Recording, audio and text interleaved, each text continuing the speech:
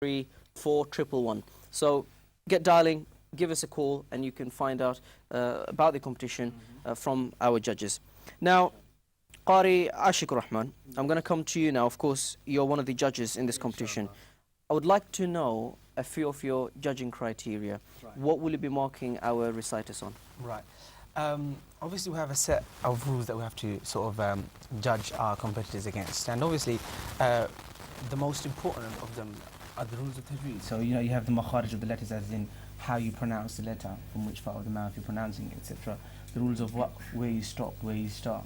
The rules of mad, you know, where you extend it, like, you know, the 1 alif, 2 alif, 3 alif, if you're doing all of that in the right way.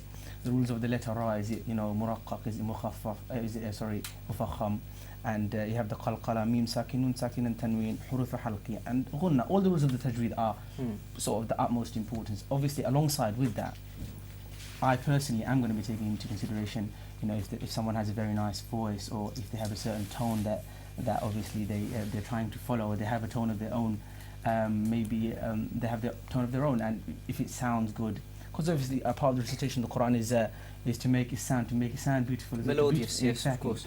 So these are obviously the main criteria, or the things that we're going to be marking our entrants or the competitors in, and inshallah, obviously the other judges will sort of give us more information about how to enter and your age group, the two different groups that we have, and etc. Jazakumullah khair. Thank you very much, Brother Ashik Rahman, for giving us an insight into the rules of tajweed. Now, one of the things you said was that you will take into consideration the melody. Now, I'm quite curious. If my tajweed is not up to the standards required, like I said, but I have a beautiful voice, that's not going to cut it. That's not going to cut it. Sorry. But you have good tajweed. I mean, I've heard you recite before as well. So I mean, mashallah, you yourself would probably win. If no. Thank God. I'm still a student. Good thing you we will not take any more comments on that on my recitation. Point being is, if it's just the voice that, you know, that's your strong point, and you don't have good tajweed, and the rules of tajweed is not your, you know, strongest point, then unfortunately, you know, I'm sorry to say, you are not going to be able to sort of go into the sort of next part of the competition. The utmost importance is obviously your tajweed, and you know how well you've memorized the part that you are reciting. Alongside with that, you know, what's also important is the voice, is the tone, etc. Okay, it basically goes hand in hand, isn't it? Exactly. Jazakumullah khair. Okay, thank you. Now, I'll go to Brother Murshid Habib. Now, the marking criteria is one of the most important criteria for a person to be able to go through to the next round. What do I have to do to be able to get the marks to go to the... So let's say if you have a criteria of 100 out of 100, what do I need to do to get the maximum marks? Right. Well, Brother Ashik, alhamdulillah, he covered in terms of most aspects of the Quran what are the requirements. Of course, the main initial part is actually being fluent in reading. So as that is one of the most important criteria, like we wouldn't be expecting you to sit at home and read from your mushaf by looking and trying to struggle in a hard surah to impress. No, what we want to see is how fluently you can recite whatever it is. We're not asking you recite from Surah Baqarah or Surah Ma'idah. No, we're giving you the option, and we want to see how fluent you are. So one of the main things is to see your fluency and how affluent you can be within your reading. If in some case you are not fluent in that reading, then a half mark will be deducted every time that we notice that this person may be taking too much of a pause, or he's not going as fluent as he should be. Also, as we have a system, we're going to have a buzzer system where if we notice that the person is struggling and they can't successfully continue to the next bit, they will be notified by a short buzzer, and if that comes to that position, then they will lose another mark for that too. Those are the main initial points, I guess, where you can say marks can be lost. Also, this one tends to happen due to nerves a lot of the time. So if people sometimes may get nervous or they forget, 2 marks will be immediately lost in that case too. So I think so far it sounds very terrifying, as in all these marks being lost, but that's not the case, alhamdulillah. We're not here to, you know, put someone down. Rather, we're trying to elevate their efforts in trying so hard. Within the tajweed marking criteria, of course, Qari Ashik, he went through different aspects of understanding Quran, in terms of your tarqiq, in terms of your understanding of the letters. If these are incorrect, then we can't go into them. So for 1 mark will be deducted every time mistakes within the lahn kafi are made. So, i.e., the ghunna or the mad or the tafkhim and so on. If there is a mistake we notice within that, a mark will be deducted for that. And also, a mark will be deducted for makharij and sifat. So, if we notice that, like in a place where there's meant to be a dhamma, someone is, accidentally placing a fatha and so on without being alert, then also that can be a mistake too. And I guess this covers more or less all the marking criteria. Apart from that, it's just up on to see how hard the contestants can carry on, inshallah. Okay, Jazakumullah khair, Barakallah. Qari Murshid Habib. I gather that you're going to mark me down for being nervous because I'm very, very nervous You right look here. like slightly nervous. No, Yeah. but I'll allow you for today. So today I'll get the maximum. I'll allow you for today, Oh, alhamdulillah. subhanallah. Thank God I'm not reciting. Absolutely, absolutely. Okay, I mean, the most important thing is, of course, everyone should be able to take part. Everyone should be able to have a go. I think one of the things that I say normally is, it doesn't matter how hard the task is, it doesn't matter how hard the competition is. If you don't have a go, if you don't try, you don't achieve. I've got a question. Okay. The number, is it a premium number? Is it No, it's absolutely a normal, a local landline So you number. can call for free? Absolutely, you can call. Yes, Offer. yes. That's Most of our mobile phones have free Yeah, free minutes now, so it shouldn't be a problem. So that shouldn't be. Actually, is that part of your marking criteria? I think we'll allow it for now. Okay. Jazakumullah khair. Jazakumullah khair. Thank you very much. It's been a pleasure talking to you both. The Qurras from Egypt. Brother Adam al-Misri, you're studying in Egypt as well. Could you tell us the relation between the competition, because this is of course a competition, and education? Of course, Global Aid Trust is a leading charity and their focus is on education. So why is it that encouraging or inspiring our kids to learn and to be able to compete in Quran, why is it so important? I think it's very important because Brother, can I quickly take a call? I think course, we've got a go live caller, and then we'll come back to it, inshallah. Assalamu alaikum. Let's see who's next on the line. Assalamu alaikum. Hello, caller. Assalamu alaikum. Walaikum salam wa rahmatullah. Yes, brother. Who's calling and where are you calling us from? I'm calling from Barking. Okay, and what's your name? Aisha. Sister Aisha from Barking. Yes, Yes. sister. What would you like to say? asking whether after the quarterfinal, after the telephone rounds, what do you have to do? Like, is there set things you have to do for the quarterfinal and onwards, or is it just as well as just recitation? Is there more than recitation? Okay, I think, Sister Aisha, thank you very much. Is that the only question? Have you got any further questions? No, that's the only question. That's the only question. Okay. All right, fine. Sister Aisha's question is regarding the quarterfinals of the quarterfinal stages. Now, is the quarterfinal only Quran recitation, as in the telephone rounds, people decide to, they choose what what surah they will be reciting? Yes. So, Brother Ashik, if I can ask you to answer that question, basically what the sister wants to know is it only Quran, or are there any other additional I think requirements? we should just go through the different rounds that we're going to have. So the first round is going to be 8 live shows on Channel S from the 10th of November 2012, okay, to the 2nd of December 2012.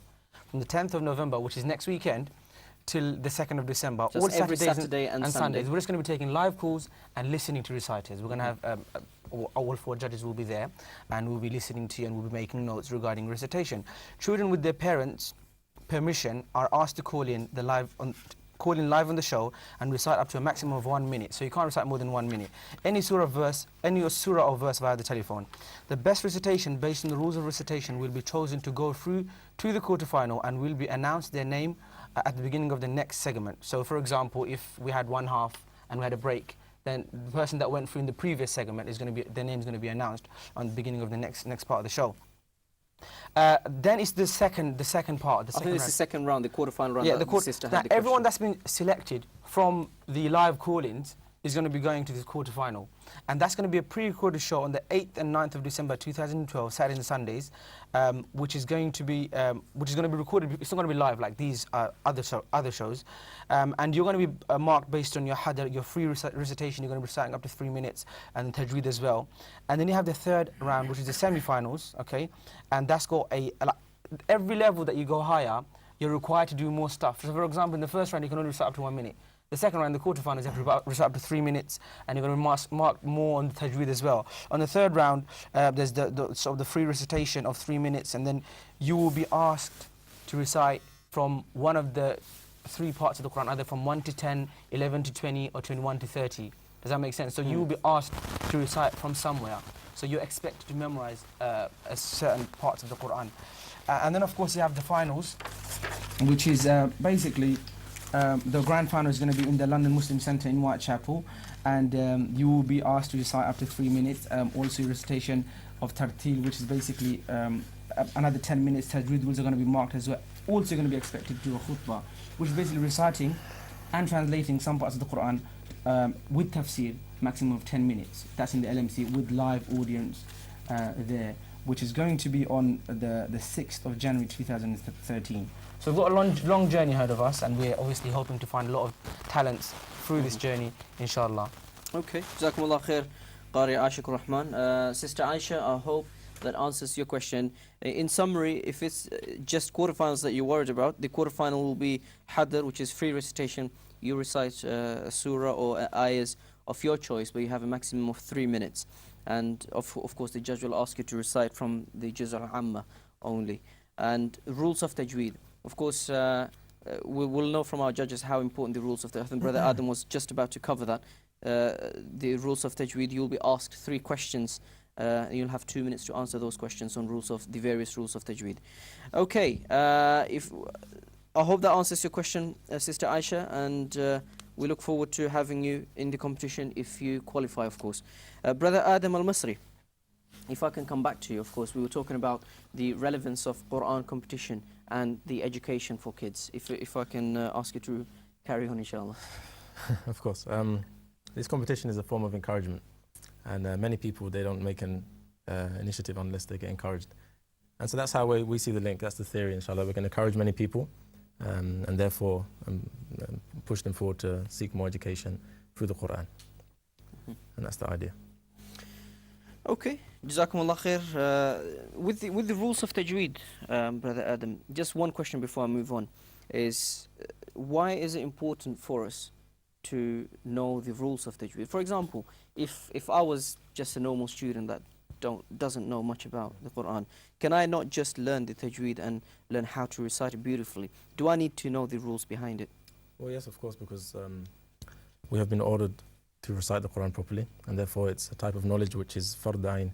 Every human being who is Muslim has to learn this knowledge, and regardless of whether you're interested in it or not. Of course, we expect most people are interested in it, but every human being has to study this knowledge, and therefore it's fard ayn, which means it's compulsory for everybody to learn this knowledge. Very important knowledge that we recite the Quran properly. If we don't recite the Quran properly, there could be many different problems that come about, like reciting a word wrong, which can change the meaning, for example. So it's very important that we preserve the Quran letter by letter. So is there then a relation between me memorizing the Quran and understanding what the message is behind? Because of course, anyone can say, yes, I'm a hafiz of the Quran, or I've memorized the Quran, and I know how to recite melodiously. Is that my objective? No, something we have to understand, everybody, that the Quran came down for a reason. And the main reason is hidayah, the guidance for mankind. And the scholars added another reason, which is also the miracle. This is the purpose of the Quran. The purpose of the Quran is not for a form of recitation. This is just something amazing that came with the Quran, which is very important. So the purpose of the Quran, we cannot lose track. The purpose of the Quran is hidayah, guidance for all of mankind, and a miracle to show that the Prophet was, peace be upon him, was truthful. Therefore, his greatest miracle was the Quran. These are the two purposes of the Quran. Even Imam Hassan al-Basri, rahimahullah, he said that we've been ordered to act by the Quran. So the people, اتخذوا تلاوته عملا. They took the tilawah of the Quran as amal, as acting by the Quran, which is, this is not the amal.